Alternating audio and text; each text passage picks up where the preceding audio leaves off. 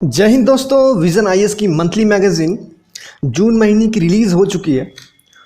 कल ही शाम को रिलीज़ हुई है। तो चलिए फटाफट इसको ख़त्म करते हैं। पॉलिटी का जो पार्ट है इसमें दो टॉपिक है, इंटरनेशनल रिलेशंस में 3 टॉपिक है और इकोनॉमी वाला बहुत लंबा है। तो आज हम लोग इस वीडियो में पहला टॉपिक करेंगे, rule of law. So let's begin this topic.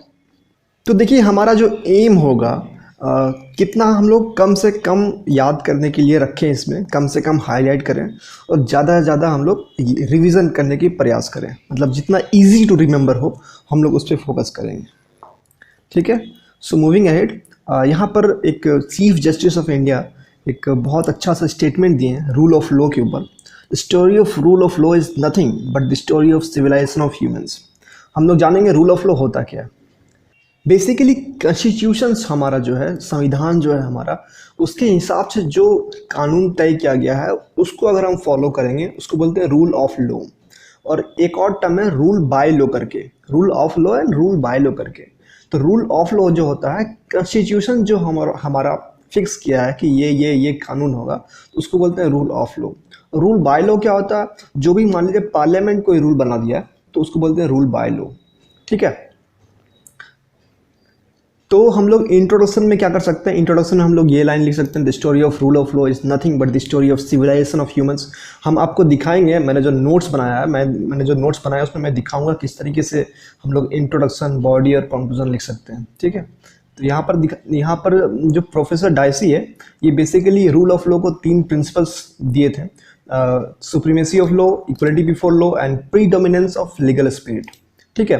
Supremacy मतलब कानून सबसे ऊपर होगा, इक्वलिटी कानून सबके लिए बराबर होगा, और प्रीडोमिनेंस ऑफ लीगल स्पिरिट, जो भी अपना कोर्ट वगैरह है सबको इक्वल जस्टिस दी जाएगी। ठीक है। उसके बाद यहाँ पर rule of law and rule by law के बारे में कुछ दिया हुआ है।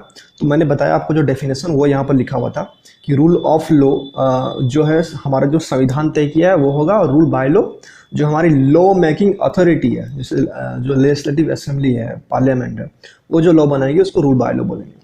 यहाँ पर 2 एग्जांपल्स दिए हुए हैं। पहला एग्जांपल्स रूल ऑफ लॉ का है, जो आर्टिकल 14 जो होता है, जो हमारा संविधान का है, इक्वलिटी बिफोर लॉ। और यहाँ पर जो है आर्टिकल 15 जो था, discrimination on grounds of religion, caste, sex, place of birth, तो ये आर्टिकल 15 है। मतलब जो भी संविधान का कानून है वो सारा रूल ऑफ लॉ में आएगा। और जो भी हमारा देश, हमारा जो पार्लियामेंट कानून आता है वो आएगा रूल बाय लॉ में। तो यहाँ पर एग्जाम्पल दिया हुआ, apartheid regime in South Africa was justified based on enacted laws। Apartheid regime क्या था साउथ अफ्रीका में, वो काला गोरा जो भी कास्ट थे, जो भी रेस था, सबको अलग अलग रहने का यहाँ पर जगह दिया गया था, ये रिजीम था। और इसको जस्टिफाई कैसे किया था कि हाँ भाई हमारा सरकार जो कानून बनाया हम तो उसको फॉलो कर रहे हैं। ठीक है। तो हमको कुछ गलत नहीं कर रहे हैं। लेकिन हम लोग बेसिकली कॉमन सेंस हमारा कहता है कि हम लोग को कास्ट के बेस पे, रेस के बेस पे डिस्क्रिमिनेशन नहीं करना चाहिए। लेकिन इसको जस्टिफाई किया जाता था कि सरकार कानून बनाया तो हम क्या करें, सरकार जो कानून बनाया हमको तो मानेंगे। ठीक है। यहाँ पर देखिए मैं बहुत कम चीज़ें इसमें हाईलाइट किया हूँ। एक आईएएस थी, मधुमिता आईएएस, मैंने उनका मैं वीडियो देख रहा था कि किस तरीके से करंट अफेयर्स को किया जाए। तो मैंने उनका देखा था, जो करंट अफेयर्स की विजन की मैगजीन उन्होंने की थी, बहुत कम, किसी पन्ने में तो बस 1 या 2 लाइन हाईलाइटेड थे। तो जितना कम आप हाईलाइट करोगे उतना ज़्यादा आप रिविजन कर पाओगे, उसको इम्प्लीमेंट कर पाओगे आंसर्स में। ठीक है। मैं दिखाऊंगा आपको, देखिए यहाँ पर मैंने बनाया है नोट्स। रूल ऑफ लॉ का सबसे पहले हम लोग अपना जो इंट्रो है यहाँ से कर सकते हैं कि चीफ जस्टिस ऑफ इंडिया जो है ना, ये वाला मस्त लाइन से बोले हैं, ये वाला हम लिख सकते हैं। उसके बाद 3 प्रिंसिपल्स है जिस पे रूल ऑफ लॉ बेस्ड है, ये कर सकते हैं। उसके बाद differences between rule of law and rule by law का डिफरेंस क्या है, ये लिख देंगे। रूल ऑफ लॉ क्या चीज़ है और रूल बाय लॉ क्या है, दोनों में डिफरेंस हो गया। उसके बाद दोनों का एग्जाम्पल लिख देंगे। यहाँ पर रूल ऑफ लॉ का एग्जाम्पल है, और जो भी संविधान का था, रूल बाय लॉ का एग्जाम्पल है जो भी अफ्रीका वाला अपार्थाइड रेजिम का था। ठीक है। उसके बाद यहाँ देखिए, यहाँ पर लिखा हुआ की principles that emphasise the rule of law. ठीक है। ऑलरेडी हमने यहाँ पर 3 प्रिंसिपल्स कर चुके हैं जो प्रोफेसर डायसी दिए थे, तो ऑलरेडी हमारा प्रिंसिपल्स कवर हो गया। तो ये इसको हम लोग इग्नोर करेंगे। ये प्रिंसिपल्स अच्छा है, इंपॉर्टेंट है, लेकिन हमको कंफ्यूज नहीं होना है आंसर्स में। जब हम लोग आंसर लिखें तो हमको कंफ्यूज नहीं होना है कि कौन सा प्रिंसिपल लिखें, ये वाला लिखें या वो वाला लिखें। तो कंफ्यूजन को हटाने के लिए हमें एक चीज़ पता होना चाहिए, ठीक है। तो वो अगर प्रोफेसर डाइसी वाला लिख देंगे तो हमारा काम हो जाएगा, ठीक है। So I am ignoring this, okay. Moving ahead, देखिए यहाँ पर बहुत ही खूबसूरती से बनाया गया है इन्फोग्राफिक्स। तो आपको अट्रैक्ट नहीं होना है, आपको दिमाग में ये रखना है कि हम जो पढ़ रहे हैं हमको वो आंसर्स में लिखना है, ठीक है।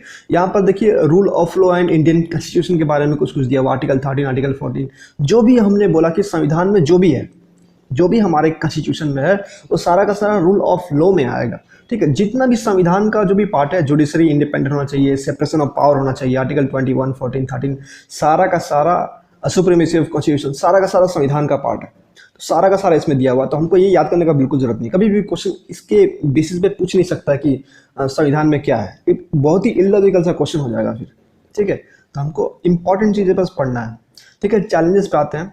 आर्काइक लॉज, ठीक है, ऑब्सोलीट, रिडंडेंट, रेपिटेटिव। ये देखिए यहाँ पर ना एग्जांपल्स नहीं दिया गया है, ठीक है। मैंने जो नोट्स बनाया है मैंने उसमें एग्जांपल्स इंक्लूड किया है, तो मैं नोट्स पे चलता हूँ क्योंकि एग्जांपल्स किसी भी पॉइंट को वैलिड बनाता है और एग्जांपल्स देना वेरी वेरी वेरी इंपॉर्टेंट। यहाँ पर जैसे इसमें एग्जांपल्स दिया गया है, इसमें एग्जांपल्स दिया गया है, इसमें भी दिया गया है, इसमें दिया गया है, इसमें सब में एग्जांपल्स दिया गया है, इसमें नहीं दिया गया। तो मैं इस पर दिखाता हूँ एग्जांपल्स क्या हो सकता है, ठीक है।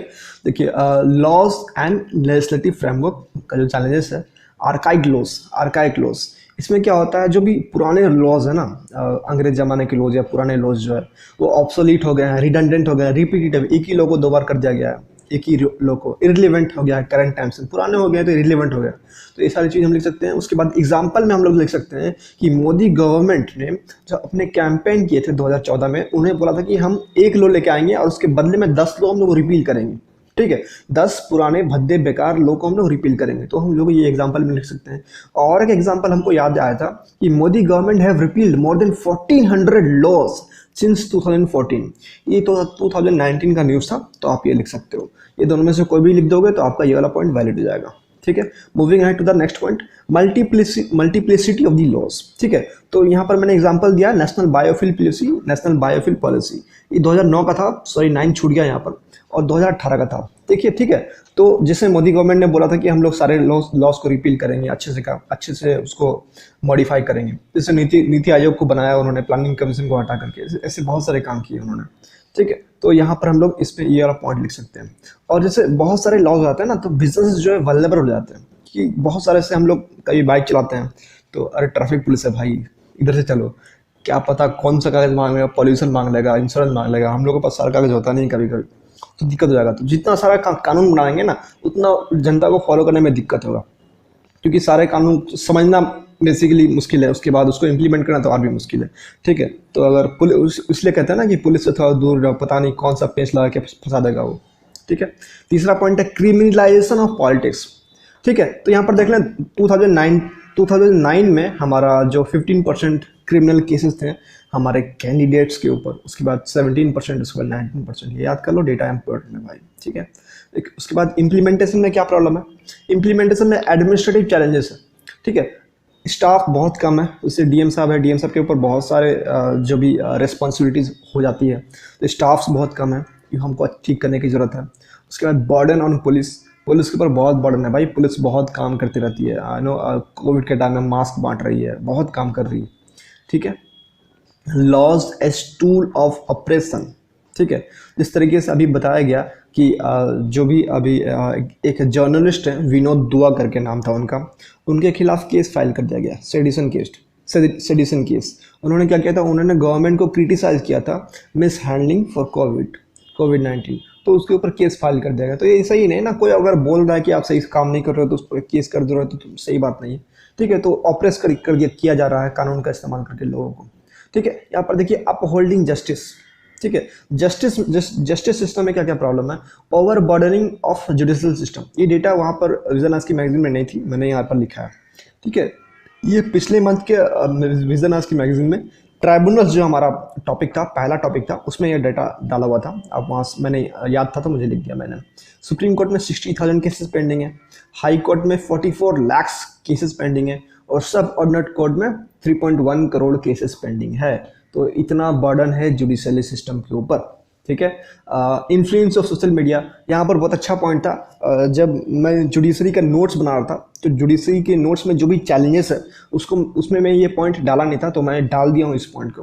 तो चैलेंजेस में ये है कि सोशल मीडिया बहुत ही तीर को ताड़ बना देती है, समझे, मतलब छोटी सी चीज़ को बहुत बड़ा कर देती है, एम्पलीफाई कर देती है, ठीक है। तो जजेस जो है पब्लिक ओपिनियन से बायस्ड नहीं होना चाहिए, ठीक है, स्वेड अवे, मतलब बहते हुए, मतलब समझ रहे ना कि अपना एक माइंडसेट डेवलप नहीं करना चाहिए कि पब्लिक सोच रही तो हमको भी यही करना चाहिए, ठीक है। जजेस को इंडिपेंडेंटली डिसीजन देना चाहिए। तो एक पॉइंट है lack of access to justice, ये तो भाई ऑब्वियस पॉइंट है कि सबको जस्टिस मिलना चाहिए और सबको मिलता नहीं है, ठीक है। तो ये हमारा टॉपिक यहाँ पर ख़त्म हो गया। ये हमारा चैलेंजेस था, सारा खत्म हो गया। अब देखिए यहाँ पर वे फॉरवर्ड दिया हुआ है क्या करना चाहिए।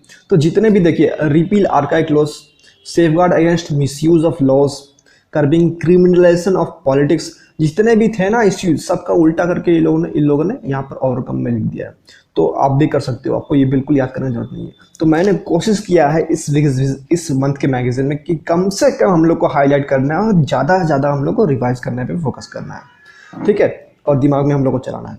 तो यहाँ टॉपिक हमारा खत्म हो गया, मिलेंगे आपसे नेक्स्ट टॉपिक में, citizens charter. So thank you for listening.